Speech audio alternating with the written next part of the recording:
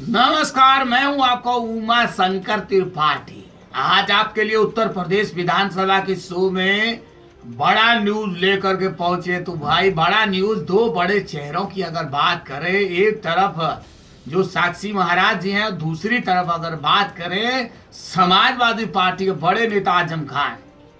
बयानबाजी चालू है, चल रहा है एक दूसरे के ऊपर, दो सर पर लग रहा है। तो भाई अब जो बड़ा मामला निकल कर सामने आया, उमा शंकर त्रिपाठी को सुनाने के लिए आपके पास पहुंचे। सब सोशल मीडिया का न्यूज चैनल है, उसके ऊपर ये बड़ा न्यूज चल रहा है। तो बुर्के के ऊपर विवाद बढ़ता चला जा रहा है। बुर्का विवाद है तो बीजेपी वालों ने, जो निर्वाचन आयोग है, इसको एक पत्र लिखा था, उसका एक समर्थन करने के लिए साक्षी महाराज जी इस मैदान में कूद पड़े। तो भाई यूपी की सियासत में इन दिनों दो बड़े चेहरों की अगर बात करें, उनका बयान जो है, उन्नाव के जो बीजेपी सांसद है, उन्नाव के बीजेपी सांसद है साक्षी महाराज, तो इन्होंने एक बार फिर बुर्के को लेकर बेहद विवादित बयान दे दिया है। बड़ा बयान दिया है अब साक्षी महाराज ने। उनका कहना है कि फर्जी मतदाता मतदान करते समय बुर्के का दुरुपयोग होता है और होता रहेगा। तो भाई ये बड़ी बात बोल दी, और संभावना है और हो रहा है। फिर बाद में ये भी बोल दिया कि संभावना भी है और हो भी रहा है। तो कैसे देखिए, साक्षी महाराज ने अपने स्टाइल में बात भी बोलना था, लेकिन उसको बचने का भी कोशिश किया, लेकिन बोल भी दिया। तो भाई संभावना है और हो रहा है, ये कहा है उन्होंने। चुनाव आयोग से ये कह सकते हैं, जहां पर ज्यादा से ज्यादा संख्या में बुर्का पहनकर वोट डालने के लिए वहां पहुंचते हैं, महिला पुलिस तैनात करने का जो ये कह सकते हैं कि चुनाव आयोग से बीजेपी द्वारा ये कह सकते हैं कि वो मांग की थी, इसका समर्थन किया है बीजेपी वालों ने। मैंने आपको पहले बताया कि भाई इलेक्शन कमीशन से उन्होंने एक पत्र लिखा, उसमें कहा कि जहां पर महिलाएं बुर्का पहन करके, मुस्लिम महिलाएं बुर्का पहन करके वोट डालने के लिए पहुंचती हैं, वहां भारी संख्या में हमको महिला जो सिक्योरिटी है, पुलिस वाले, वो चाहिए। उसका ही एक बड़ा रीजन बताया कि भाई वहां वो जो बुर्का पहन करके जो वो सब औरत पहुंचेंगी वहां, तो सब महिलाओं का वो देख करके पूरा उनका आइडेंटिफिकेशन हो जाएगा कि ये वही है कि और है।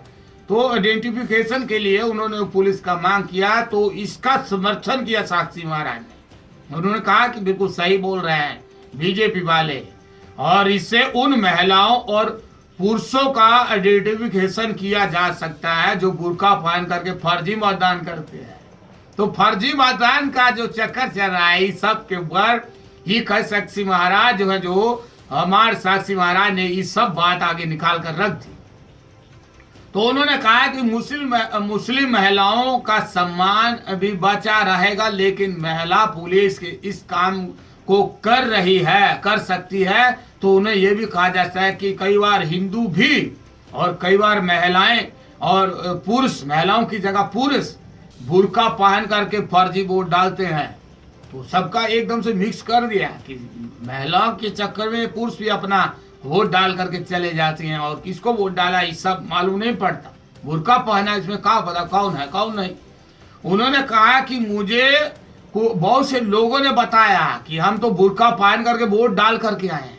तो जो लोग बुर्का पहन करके वोट डाल करके आए, वो भी साक्षी महाराज को मिल करके बताए कि हमने वोट डाला है महाराज, इसी वजह से आपको बोल रहे हैं।